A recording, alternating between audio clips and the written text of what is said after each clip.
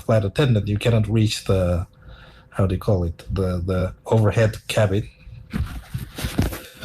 So it's yeah. So it's and also that's a good point. Important responsibility for a flight attendant is to make sure the security.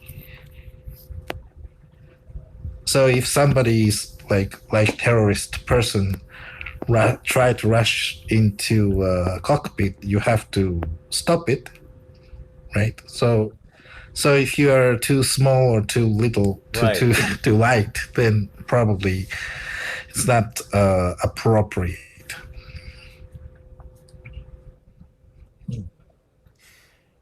Interesting. You know, I was going to ask you, I don't know if you would know the answer to this question, because I know you said that you've never flown commercial and you don't have necessarily that specific desire.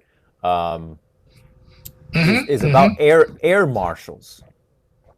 You know, if a pilot would be aware or know that there's an air marshal on the plane. That's a very good question. I really don't know. And I think like just after the 9/11, air marshal has been, known to many people, but I'm not sure whether they're putting lots of air marshal nowadays because it's very costly, right? Yeah. Interesting. There was one time in my life, and I was flying. I was flying to Florida from Massachusetts, and the man sitting next to me was an air marshal. He dropped his identification. right in front of me, his identification had come out. Accidentally. I don't think he did it intentionally. But I was like, oh, this is interesting. I thought they would have had them fly first class, but it wasn't really, they didn't even really have first class on those short domestic flights. But I thought that was interesting. I was like, wow, I wonder if the pilots know about that. And for the people who don't know what an air marshal is essentially like a police officer that is on the plane. You believe that he's just a normal passenger, but you don't know that he actually has a gun on him, and he's like basically a police officer, but in secret. You don't know that you're not supposed to know. And occasionally they're on certain flights, but they're not on all flights.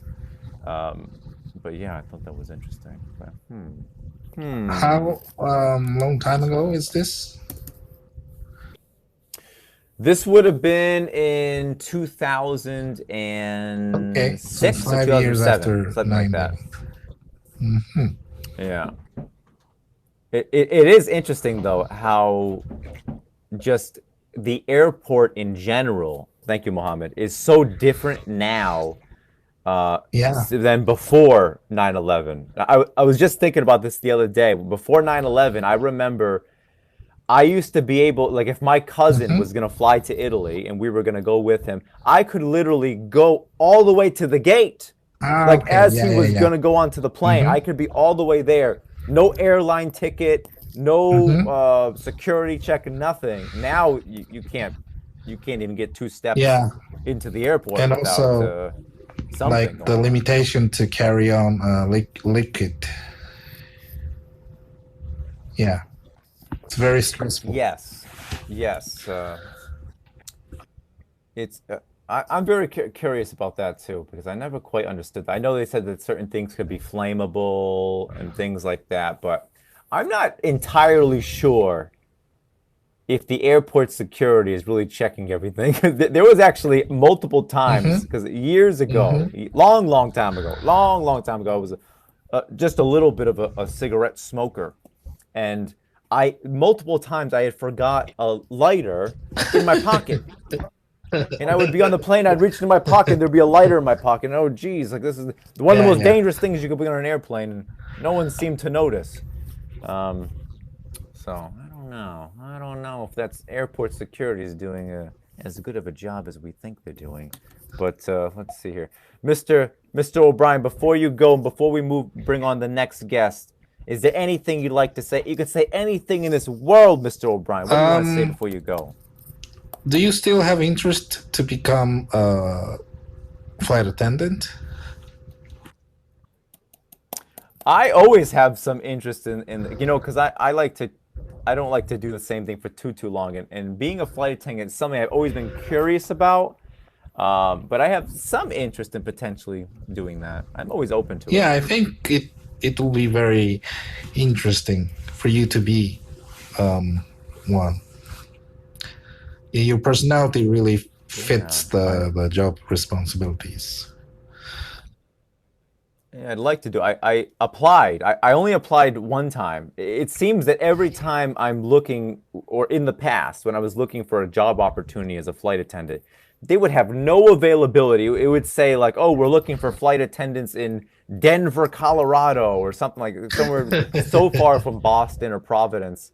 And there was one time I applied as a flight attendant for Hmm. Alitalia when Yeah. Alitalia existed, which is the Italian airline.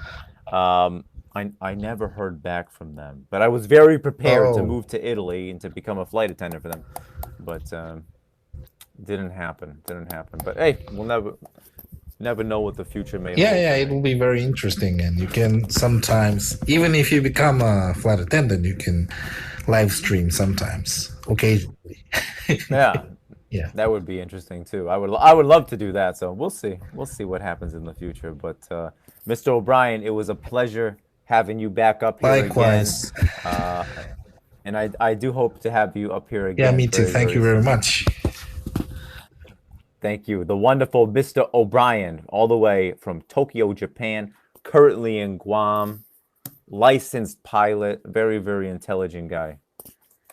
All right, all right. Let's move right on, everybody. We're going to jump right into round number two. Right into round number two. If you want to come up on stage, now is the time. I know it's Friday, everybody. It's Friday night for most of you. I know most of you ain't in your bed right now. You're in your pajamas. All right, I get it. We all have one thing in common. Everyone here has one thing in common. We are all home on a Friday night. Oh, yes. But we're trying to better ourselves. We're trying to improve our English. That's right. That's right, Caroline. Caroline knows it's true. And that's okay. I'm glad that you're spending your Friday night with me. There's no better way to spend your Friday night than to be with Teacher Tony and listen to some American English and practice your English in conversation. Let's see who's next. Who are we going to hear from next? Anyone else? Don't put it off. Put your hand up today. Anyone else want to participate in round number two? All right, a few more people jumped in. Anyone else? Going once, going twice. If you are lucky, number 6. Okay, we have someone from, I believe, the country of Argentina. Argentina. And they go by the name Amira. Let's welcome Amira to the stage. Amira, everybody. Argentina. Hey there. Hello, young lady. Hello. How are you? I gave you the sign language. Hello. How are you, young lady? Thank you for the young part. I appreciate that. You're very, very welcome. We're wearing the same thing, you and I. We're both wearing denim. I like it. It looks like we decided this beforehand. We're both suddenly from the 1980s. Ah, okay. All right, all right. Now, you are from Argentina, is that correct? Exactly. All right. Yes, that's correct. You must just be so ecstatic that your team won the World Cup. Am I correct? Well, actually, I may be part of the 10% of Argentinians that don't really care that much about sports. But yeah, of course, I'm happy because everybody here is really, really happy. And well, it doesn't happen that often. So yes, I'm pretty excited about that. All right. I was talking about it yesterday, and I was saying how unfortunate it is that Argentina, they won the World Cup, they overcame all these odds and won the World Cup, and all the American media can talk about is your goalie and what the goalie did. The final match was super dramatic. I don't know if you watch it. I saw but some it of was it. really dramatic. it was like, like in movies when they're about to lose and then they're about to win and you don't know what's gonna happen. So yeah, that was even. I told you I'm not that interested in soccer, but I was like, what's gonna happen? And yeah, it was really really dramatic. The French team was awesome too. Yeah.